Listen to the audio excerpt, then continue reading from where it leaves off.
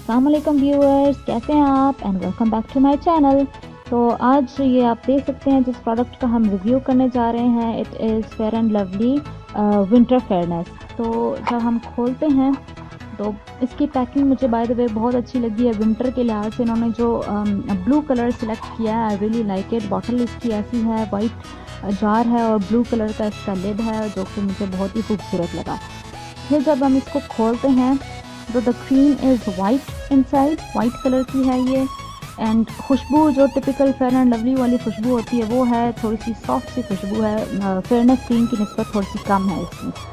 तो लगाने में ये इस तरह से इन्होंने कहा है कि dot over the face, just like this. आपने डॉट करना है एंड देन इसको सर्कुलर मोशंस में इसको मसाज करना है।